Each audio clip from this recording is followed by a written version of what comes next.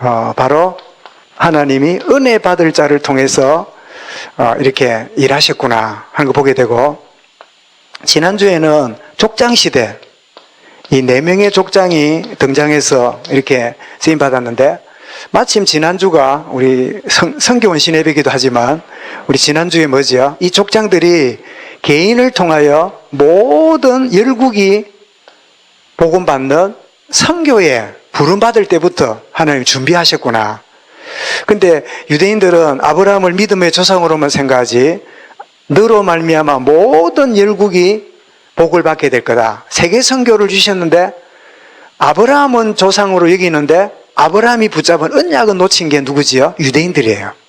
그래서 유대인들은 지금까지도 자기들만 하나님 섬기고 다른 사람은 이방인으로 취급하는 그런 이 선민사상, 이 잘못된 사고방식에 묶여있는 모습을 참 보게 되는데, 그러면 오늘 여러분 출애굽 시대에 하나님 어떤 역사를 하셨는가를 보게 되면, 여러분 그렇다면 일단은 이스라엘이 애굽에 들어가잖아요. 애굽에 누가 제일 먼저 들어갑니까? 요셉이 들어가지요. 요셉이 노예로 팔려서 들어가고 나중에 제수가 되는데, 놀랍게도 애굽에 총리가 되는 일이 벌어져요. 창세기 끝에 보니까 노예로 팔려갔는데 억울하게 제수가 되었는데 이 총리가 되어서 모든 나라를 흉년과 풍년에서 살리는 하나님의 이름을 드러내는 이런 역할을 하게 된 걸 보게 되죠. 그런데 나중에 이제 흉년이 지니까 야곱의 가족 합쳐가지고 야곱의 가족이 이제 말하자면 일가가 다 애굽으로 들어갑니다. 그걸 보고 뭐라고요? 출애굽이 아니고 뭐지요? 예, 입애국이에요. 출입, 들어가는 거죠. 들어가는데 성경에 보니까 요셉의 가족까지 합쳐서 75명이에요. 자, 75명이 이 야곱의 일가가 애굽으로 들어갑니다.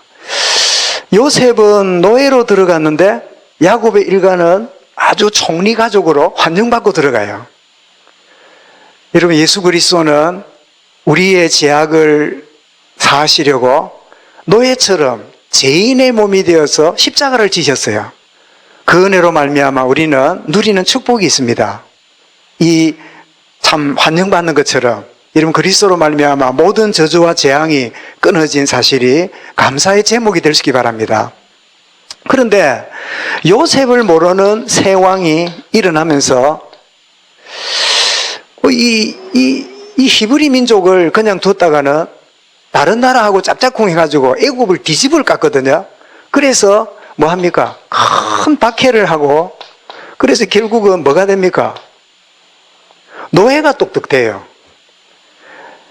자, 야곱의 아들들이 막내 11번째 아들 동생 야곱을 노예로 팔았잖아요.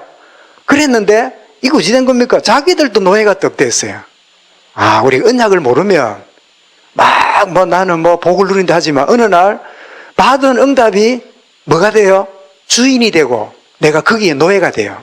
이제 하나는 경제 하다가 경제가 주인이 되고 나는 뭐가 돼요? 경제의 노예가 돼요. 경제를 주신 하나님은 없고 경제가 나의 모든 거 다 돼버려. 건강하다가 건강이 주어지면 그 건강 가지고 어떻습니까? 막 내 하고 싶은 대로 하다가 하나님은 등지고 건강이 내 뭐가 돼요? 우상이 되고 나는 뭐의 노예돼요? 건강의 노예가 돼요. 여러분, 건강, 물질, 자녀 문제 있습니까? 그것 때문에 힘들어한다면 여러분은 그것의 노예입니다. 목사님 무슨 얘기 합니까? 안 되는 거 잘 되기로 애가 쓰는 건데요. 예, 당연하지요. 진짜 여러분, 그리스도 안에서 어떤 것도 우리를 노예로, 종으로 만들 수 없어요. 문제가 있지만 매이지 않아요. 여러분, 내일 막 심각한 경제 문제 와 있어도 그 문제가 와서 힘들지만 나는 거기에 노예되지 않아요. 왜냐하니까 그리스도가 나를 자유케 하신 거예요. 여러분, 바울과 실라가 감옥에 갇혔지만 바울과 실라가 감옥에 갇힌 게 아닙니다. 어떻게 해요? 감옥이 바울에게, 바나바와 바울과 실라에게 잡힌 거예요. 그치? 여러분, 이 비밀을 아는 게 너무 중요합니다. 박해를 받고 노예가 떡 되는 일이 벌어지는데, 이때가 언제냐 하면 애굽으로 들어가는 시기를 약 BC 1000년으로 봅니다. 지금으로부터 한 3000년 전에 이제 이스라엘이 애굽에 들어간 거죠. 그런데 이런 이스라엘을 드디어 거꾸로 이제 애굽이 아니라 뭐지요? 출애굽해야 됩니다. 왜 그럴까요? 그들은 그곳에 있을 신분이 아니에요. 여러분이 있어야 될 곳에 있지 않다면 여러분은 신분을 확인해야 돼요. 이스라엘 백성들은 애굽의 노예로 살지만 그들이 그곳에 있어야 될 사람들이 아니라, 그죠? 여러분 진짜 있어야 될 곳에 있기를 바랍니다. 그곳에 있는 이스라엘 백성을 하나님이 어떻게 해요? 나오도록 만드시는 거지요. 나오도록 만드시는. 그래서 이제는 하나님이 어떻게 합니까? 모세를 하나님이 부르십니다. 모세를 통해서 이제 역사하시는데, 여러분 참 지금 이스라엘 백성이 노예가 되었는데 여자와 아이들을 제하고 몇 명이랬지요? 60만 정도 되었잖아요. 그럼 일반적으로 60만 되었으면 아내들이 있고 자녀가 있으면 적어도 자녀가 둘만 돼도 어찌 됩니까? 4624 한 200~300만 원 되겠지요. 거의 뭐 작게 쳐도 250만, 300만 인구가 되겠죠. 그러면 하나님이 보십시오. 그 300만을 붙들고 내가 출애굽의 비밀을 전달하시려고 하면 여러 가지 복잡해지겠지요. 그래서 하나님은 시대마다 자기의 사람, 산 사람을 부르십니다. 이 대열에 저와 여러분이 부르받았음을 정말 감사하고 황송한 마음으로 아멘 될 수 있기 바랍니다. 우리 5천만 대한민국 인구가 있지만요, 소수의 사람을 통해서 하나님 자기를 하시는 거예요. 요즘 좀 안 그러길 바라지만 그런 말 들어봤습니까? 옛날에 80년대 데모 많이 하던 이 세력을 데모하지 말고 공부해가지고 사법고시 되고 교사 되고 교수 되고 법조계 모든 게 들어가서 거기에 장악해라. 그래가지고 이 사람들이 주사파가 돼가지고 아이들을 생각을 바꾸고 법조계에 들어가가지고 법을 이상하게 만들고 막 이러면서 이 주사파들이 온 청와대고 법조계고 교육계고 경제계에 다 깔려가지고 있는데 그 사람이 몇 명이냐니까 넉넉 잡아서 50만 명이라네요. 왜 이랍니까 내가 50만 명. 네. 50만 명. 그런데 이런 대한민국이 몇 명입니까? 5천만이잖아요. 그런데 이 50만 밖에 안 되는 이 소수의 사람이요, 5천만의 분별력 없는 국민을 끌어가는 거예요. 제가 무슨 얘기인지 아시지요? 흑암도 딱 똘똘한 몇 사람 중심, 그 몇 대 몇입니까? 응? 5천만 대 50만이 명이죠. 일당 100이죠, 100. 그래 됩니까? 그러니까 한 명이 100명을 움직이는, 예를 들면 내가 학교 교사고 또 내가 진급해가 교감되고 교장됐단 말이에요. 이번에 그런 일이 있었죠. 그 아이들에게 뭐 교장이 그랬습니까? 막 이렇게 수업할 때 뭐 이렇게 시키고 저렇게 하는데 아이들이 들어보고 이상하거든. 그래가 지금 막 이렇게 이야기를 하니까 법조계에도 그 물이 있으니까 이거 문제 안 된다. 이래 버리니까 이게 뭐 굉장히 혼란이 오는 게 있잖아요.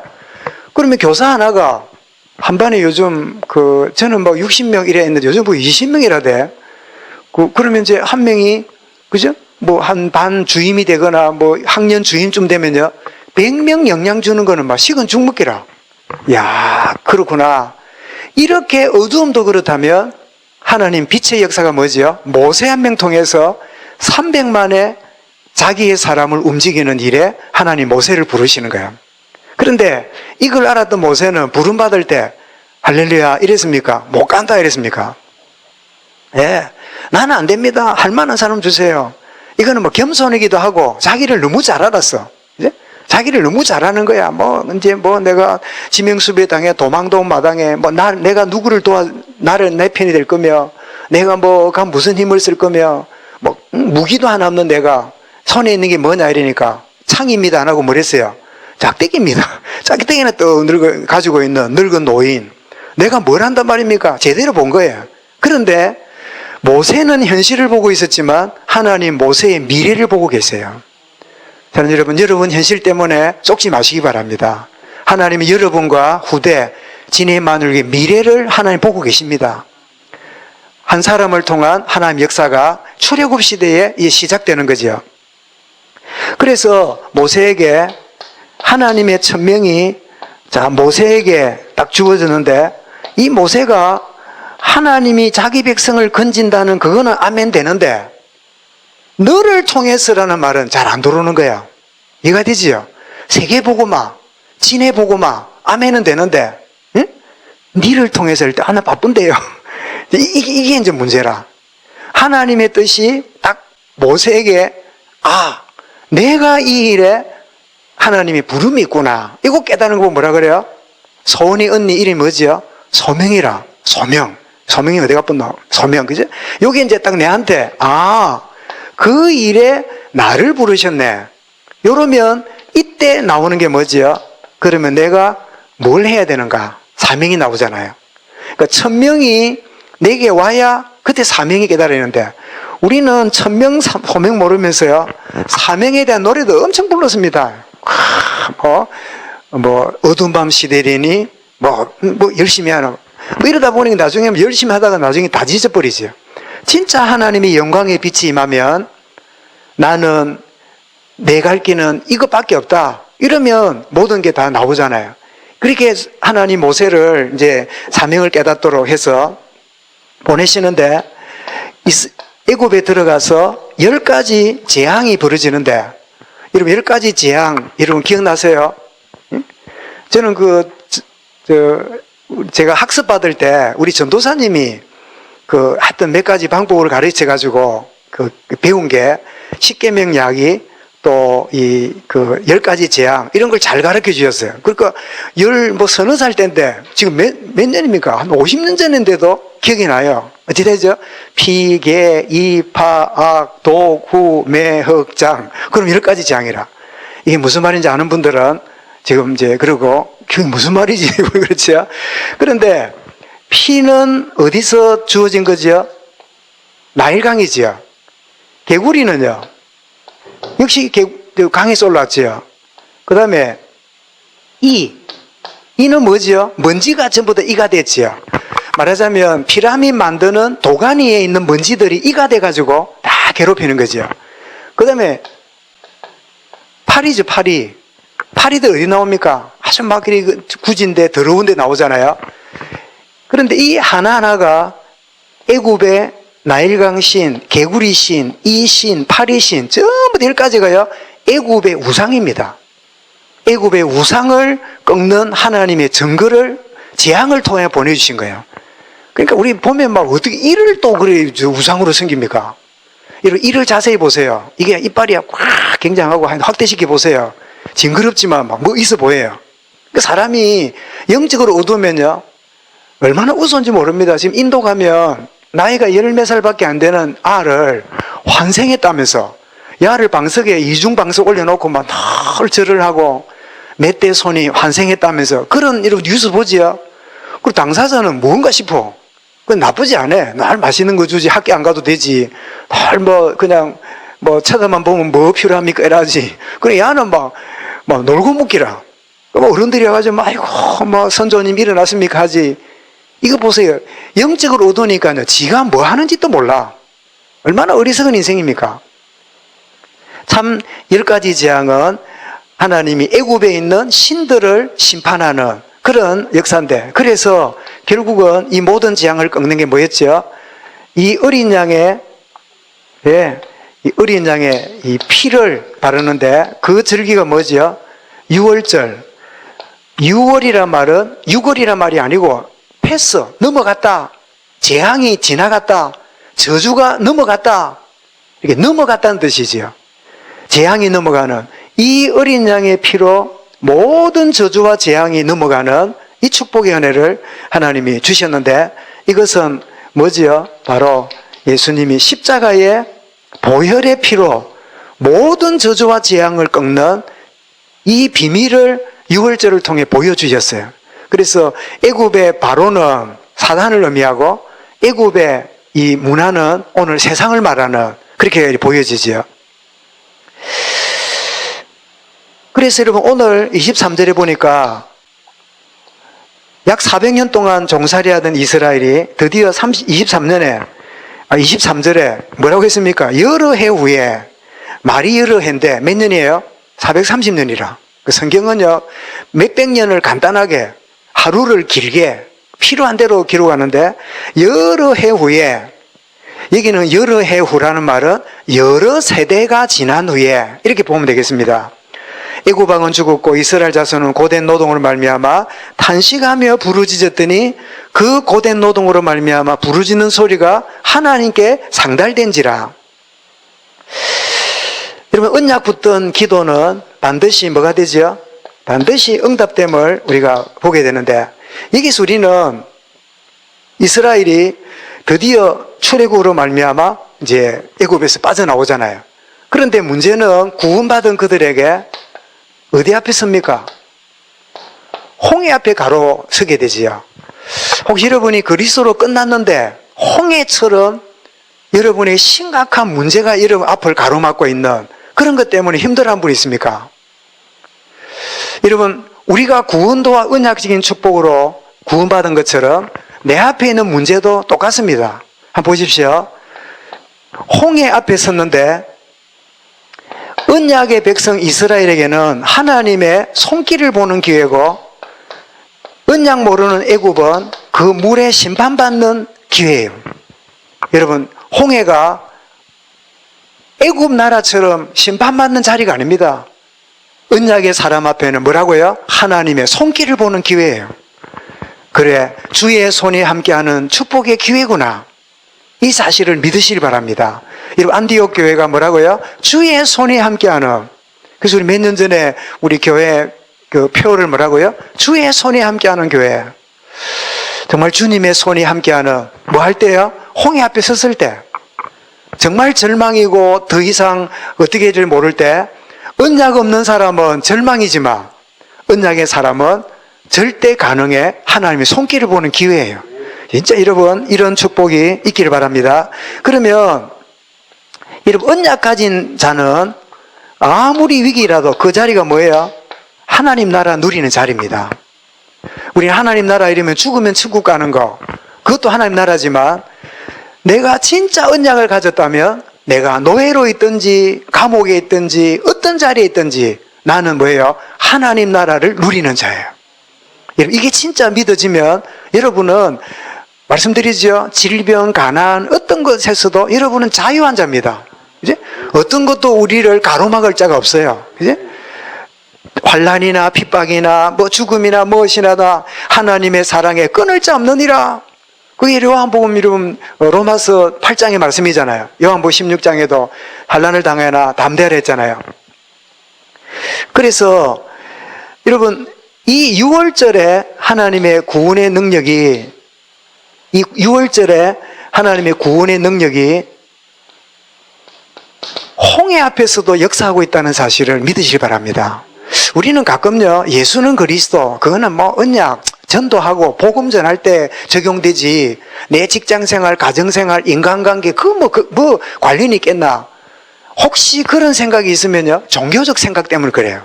그렇지 않습니다. 언약 붙들고 주님 바라보는 예배 시간은 일주일에 몇 시간이 안 돼요.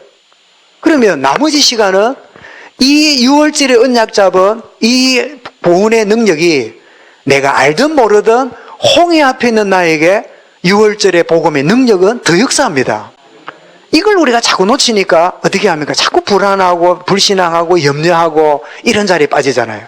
그래서 내가 예배드리고 기도하고 있을 때뿐 아니라 나는 모르고 있는 중에도 하나님의 능력으로 역사하신다. 여러분 생각해 보세요. 여러분 자녀들이 뭐 몇 시쯤 되면 집에 오고 일 안 합니까? 그런데 보통 보면 이제 딸이 좀 늦게 오거나 이러면 아들보다 좀 신경이 좀 쓰이고, 강선생님 그렇습니까? 아닙니까? 예. 둘 중 하나입니다. 너무 믿든지 내놨든지 둘 중 하나인데, 주님 맡겼으니 그렇겠지요. 일반적으로는 막 이렇게 들으면 막 아들들은 그렇다면 딸들이 늦게 오거나 갑자기 연락이 없으면 좀 신경이 쓰이잖아요. 그죠? 이게 어디 있는가, 뭐 하는가, 이게 쉽잖아요. 근데 본인은 어떻습니까? 본인은 뭐 친구 만나갖고 뭐 밥을 먹는다든지 영화를 본다든지 뭐 차 마시다가 시간 가는 줄 모르고 있다든지 그럴 수 있겠지요. 그 자기는 친구 만나고 찻집에 있고 이랬는데 부모님의 마음은 어디에 있지요? 나의 동선에 늘 있는 거예요. 어디 있는가? 그 누굴 만나는가? 그래 문자를 보내고 이러면 여러분 가끔씩 아이 귀찮아라. 그래 뭐 갈 거예요. 뭐 이런다든지 하지요. 근데 그게 뭐냐니까 나는 지금 내 현실을 보고 있는데 내 부모님은 나의 동선과 내 형태를 다 챙기고 있다는 말이지요. 하나님은 나는 차 마시고 있는데 하나님은 어떻게 해요? 홍해 앞에 있든지 어디 있든지 간에 하나님은 구원의 능력으로 함께 하십니다. 이걸 보고 뭐라고요? 임마누엘을 누리는 거지요. 언제나 함께 하시는 이 축복을 이런 가운데 출애굽을 하는데요. 이 출애굽은 일단 BC 1446년으로 이렇게 이해합니다. 그러니까 애굽에 들어가서 약 450년 뒤에 출애굽을 했으니까요. 이 440년 6년에 이제 출애굽을 하는 이제 이 가운데 이제 홍해를 건너게 되는데요. 요까지가 출애굽 시대의 하나의 역사입니다. 말하자면 애굽에 들어가는 거 그리고 나오게 하시는 거 이 모든 게 뭐지요? 우연이 아닙니다. 하나님의 언약의 성취입니다. 이런 보세요. 우리가 이제 기도 제목에 정리하면 우리는 하나님의 절대 계획을 이 출애굽을 들어가고 나가는 걸 통해서 우리가 보게 되는데 이스라엘이 애굽에 들어가서 400년 동안 있는 거 그러다가 때가 되니까 나오는 거 우연이 아닙니다. 이미 하나님이 아브라함에게 창세기 15장 13절부터 16절까지 주님이 벌써 약속을 하셨어요.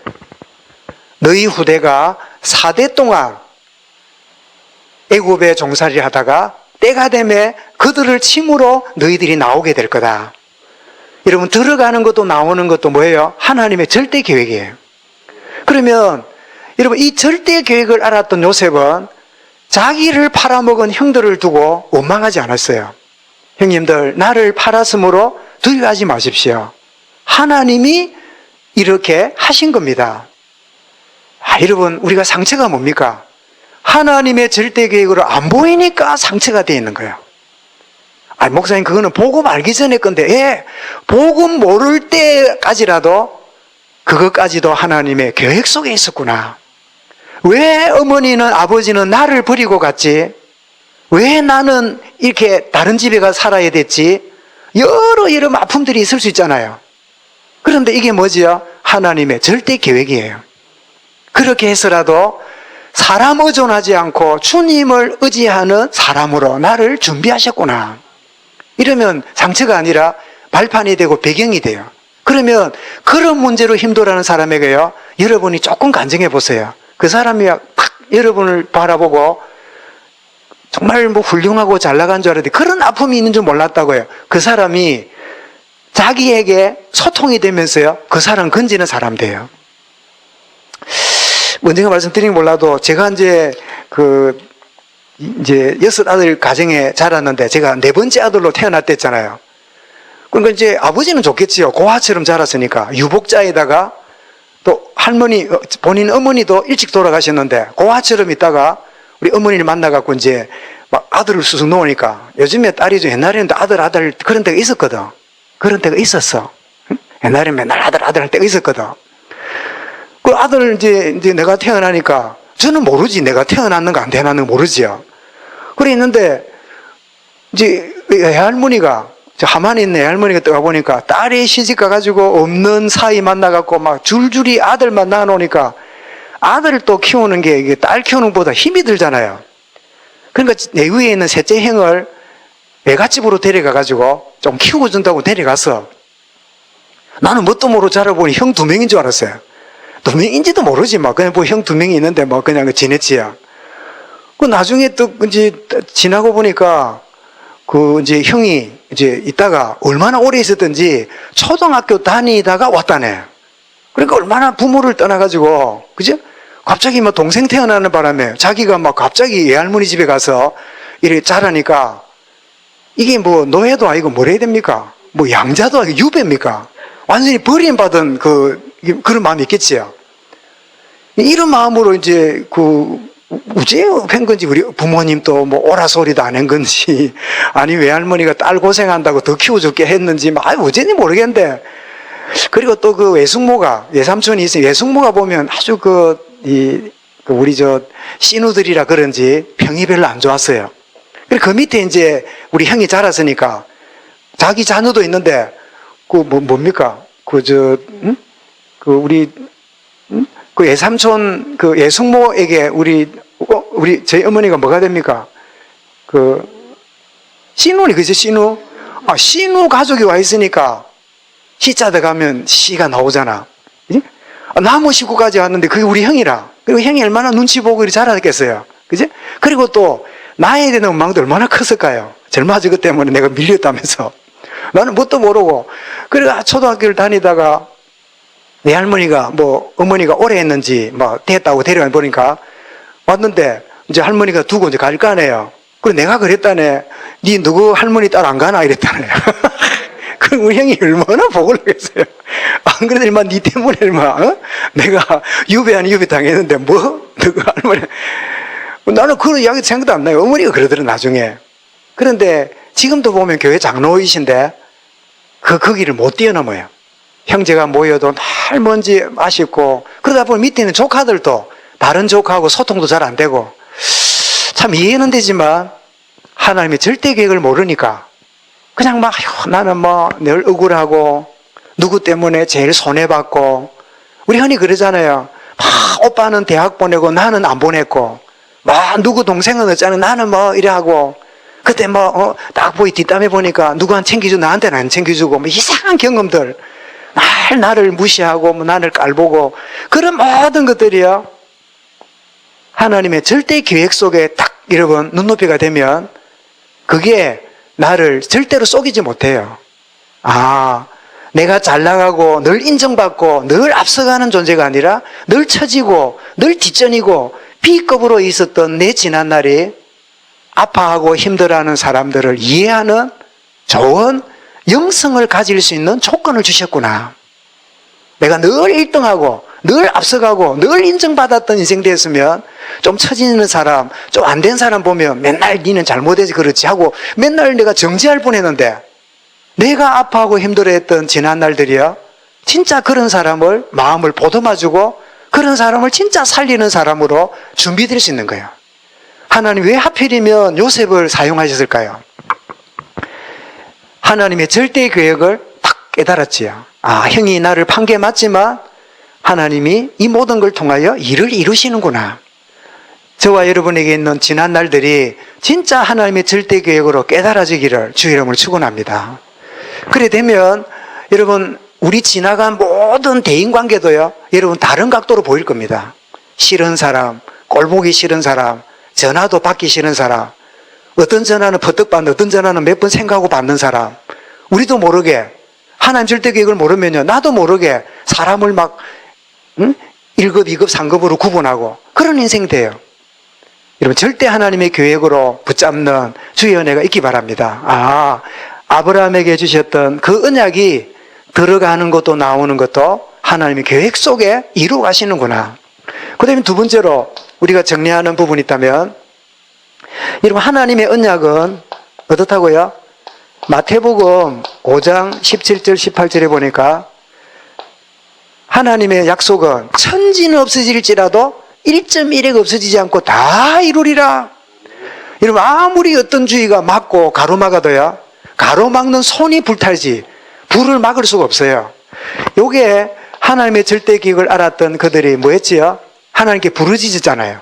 그리고 오늘 24절에 보니까 부르짖는 그들에게 그래 해줄게 안 하고 뭘 기억했다고요? 24절에 하나님이 그들의 고통 소리를 들으시고 하나님이 아브라함과 이삭과 야곱에게 세우신 그 언약을 기억하사. 우리는 기도보다 언약 붙드는 게 우선입니다. 기도를 많이 하는 게 아니라 하나님의 약속을 붙잡아야 돼요. 그러면 한 번 기도해도 되는데 언약 놓친 기도는요 열심히 하면 할수록 지쳐요. 이런 언약적인 축복이 있음을 여러분 확인하고 누려갈 수 있기 바랍니다. 그런가 하면 우리 정리하는 부분이 있다면 이런 위기를 만나잖아요. 지금 애굽에 종살이 하게 되는 이스라엘 백성들이 큰 어려움을 당하는데, 오늘 여러분 위기 가운데인 이스라엘을 하나님이 뭐라고요? 돌아보셨더라. 그 하나님이 어떤 분입니까? 이때 여러분 위기가 뭐 하는 거죠? 하나님의 기적과 하나님이 우리에게 주시는 큰 기회가 되는 축복의 순간이에요. 여러분에게 특별한 일이 없기를 바랍니다만은 생각지도 않은 일이 오거든. 이 위기가 하나님의 이적과 능력을 체험하는 기회다. 여기에 대한 이런 확신을 갖는 게요, 정상적인 믿음이에요. 그래서 에레미야 33장 3절에 1절 2절 여러분 기억납니다마는 뭐랬습니까? 이 일을 행하시는 여호와, 이것을 지어 성취하시는 여호와, 자기가 지금 억울하게 굴에 갇혀 있고 이것까지도 누가 했다고요? 하나님이 그래 하신 거예요. 그러면서 3절에 뭐라고요? 너는 내게 부르짖으라. 내가 네게 응답하겠고 네가 알지 못하는 크고 비밀한 일을 네게 보여주리라. 우리 뭐 공식적으로 아직은 하지 않지만 우리 사이트에 보면 우리 다니엘 기도회 그 간증이나 선교사들 메시지나 이런 걸 여러분 도구하는 게 참 유익하다 생각해요. 그런 중에 참 제 생각을 많이 바꾸는 제목 하나가 있던데 듣었는지 모르겠습니다. 내 생각대로 되지 않는 것은 참 멋진 일이다. 이런 이해가 됩니까? 여러분 생애 중에 여러분 뜻대로 된 게 얼마나 되며 안 되는 게 얼마나 많습니까? 내 생각대로 안 되는 것은 하나님이 하실 일이기 때문에 멋진 일이다. 그게 그냥 제목이에요. 그래서 그래, 진짜 복음 가졌다면 그런 고백할 수 있다. 왜 나는 내 뜻대로 안 될까? 내 원하는 대로 안 되지. 내 마음 먹은 대로 안 되지. 그것 때문에 잠 안 오고, 그것 때문에 막 그냥 소화가 안 되고, 그것 때문에 여러분 막 관절염도 오고 그런 거 많습니다. 그런데 내 뜻대로 안 되는 거는 뭐라고요? 참 멋진 일이다. 왜요? 하나님 자녀에게 내 뜻대로 안 된단 말은 하나님의 뜻대로 하겠다는 계획이잖아요. 저는 뭐 내용은 뭐 대충 듣고 말았는데 그 제목이 제가 몇 주 된 것 같은데 너무 마음에 제 생애를 정리했어요. 그래. 나는 내 뜻대로 되는 것보다 내 뜻대로 안 된 게 더 많았는데 지나가 보니까 멋진 일이네. 멋진 일이네. 여러분 뜻대로 되었으면 여러분이 이 자리에 안 계신 분이 아마 거의 다일 거예요. 저도 제 뜻대로 되었으면 여러분을 섬기고 안 있을 거예요. 선생님 어떻습니까? 내 뜻대로 되었으면 여기 계실까요? 안 계실까요? 눈으로만 아마 없을 거예요. 내 뜻대로 되었으면 여기 있을 사람은 거의 없을 거예요. 안 그래요? 내 뜻대로 되었으면 난 진이 안 살아. 말하자면 내 뜻대로 되었으면 이 인간 안 만났어. 근데 희한하지요. 내 뜻대로 된 거의 없어. 근데 언약 속에 들어오니까 계획을 하니까 뭐예요? 그건 멋진 일이에요. 저와 여러분은 멋진 인생 가운데 살고 있어요. 나만 막 힘들고 하나님 왜 이럴까? 아니, 네 뜻대로 되면 될 줄 아냐? 네 뜻대로 안 되는 게 멋진 일이야. 그러고 보니까 뭐가 나옵니까? 기대가 되잖아, 기대. 그래요. 내 뜻대로 안 되는 게 멋진 일이라고요? 그래서 뭐가 나온다고요? 기대가 된 기대. 여러분, 기대하는 사람이 뭐 한다고요? 하나님께 기도할 수 있잖아요. 기도된 사람이 뭐 한다고요? 기다릴 수 있잖아요. 여러분, 시간이 아무리 많아도 하나님이 하신다는 기대가 없으면요, 기도 안 됩니다. 기도 안 하는 게 아니고 기도가 안 돼요.